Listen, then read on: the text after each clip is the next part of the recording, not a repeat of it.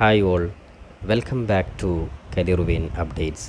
കേരളത്തിലെ പ്രധാനപ്പെട്ട ഓട്ടോണമസ് കോളേജിൽ ഒന്നായിട്ടുള്ള കോഴിക്കോട് ദേവഗിരി കോളേജ് 2024 അഡ്മിഷനുമായി ബന്ധപ്പെട്ട് ഡിഗ്രി PG വിദ്യാർത്ഥികൾ ശ്രദ്ധിക്കേണ്ട, അതായത് +2 കഴിഞ്ഞ വിദ്യാർത്ഥികളും ഡിഗ്രി കഴിഞ്ഞ വിദ്യാർത്ഥികളും ശ്രദ്ധിക്കേണ്ട പ്രധാനപ്പെട്ട ചില കാര്യങ്ങളാണ് ഈ വീഡിയോ നിങ്ങളുമായി പങ്കുവെക്കുവാൻ ആഗ്രഹിക്കുന്നത്. അപ്പോൾ വിശദമായി ഇവിടെ പോകുന്നതിന് മുമ്പ് എഡ്യൂക്കേഷൻ അഡ്മിഷൻ സംബന്ധമായിട്ടുള്ള കൂടുതൽ വിവരങ്ങൾക്ക് ചാനൽ നിങ്ങൾ മറക്കാതെ സബ്സ്ക്രൈബ് ചെയ്ത് വെക്കുവാനും ബെല്ലൈക്കൻ എനാബിൾ ചെയ്ത് വെക്കുവാനും ആമുഖമായിട്ട് ഓർമ്മപ്പെടുത്തുക. അപ്പോൾ ദേവഗിരി കോളേജ് നേരത്തെ എന്താണ് ഓട്ടോണമസ് കോളേജിൻ്റെ പ്രത്യേകത എന്തൊക്കെയാണ്, ഓട്ടോണമസ് കോളേജിൻ്റെ അപേക്ഷാ രീതി എന്താണ് തുടങ്ങിയ എല്ലാ കാര്യങ്ങളും ഉൾക്കൊള്ളിച്ച് നേരത്തെ തന്നെ വീഡിയോ ചെയ്തിരുന്നു.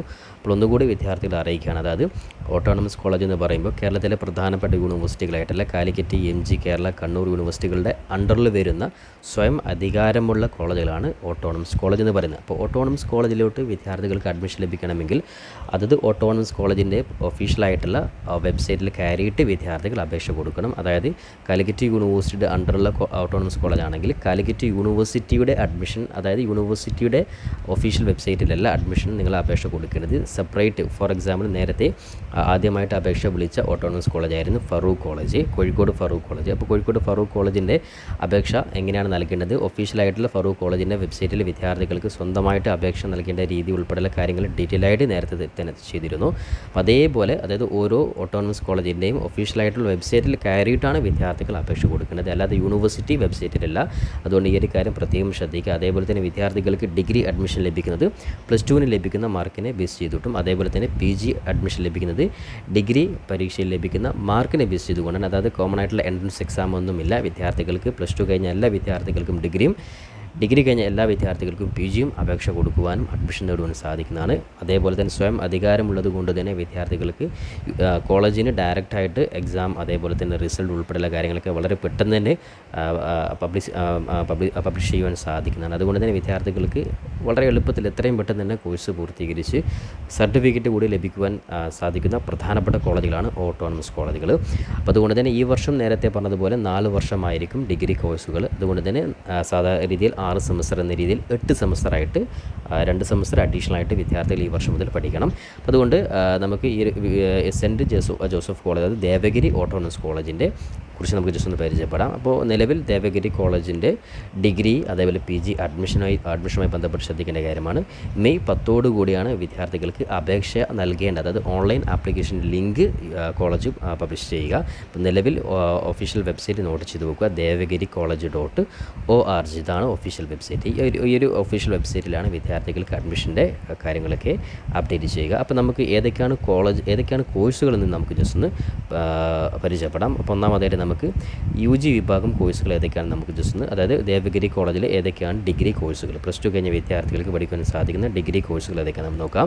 ഒന്നാമതായിട്ട് BCom computer application, BCom finance, BCom professional, BCom honours, BSc botany, BSc chemistry, BSc computer science and mathematics, economics and mathematics, honours in mathematics, physics, psychology, geology, animation and graphic design, journalism and mass communication, BA economics, English language and literature, function English, bachelor of business administration, അതായത് BBA, അതേപോലെ bachelor of computer application, bachelor of sports management, BBA honours. ഇത്രയും കോഴ്സുകൾ ദേവഗിരി കോളേജിൽ വിദ്യാർത്ഥികൾക്ക് provide ചെയ്യുന്നുണ്ട്. അപ്പോൾ ശ്രദ്ധിക്കുക, വളരെ പ്രധാനപ്പെട്ട ടോപ്പ് ലെവലർ ഓട്ടോണമസ് കോളേജ് തന്നെയാണ് സെൻറ്റ് ജോസഫ് കോളേജ് ദേവഗിരി.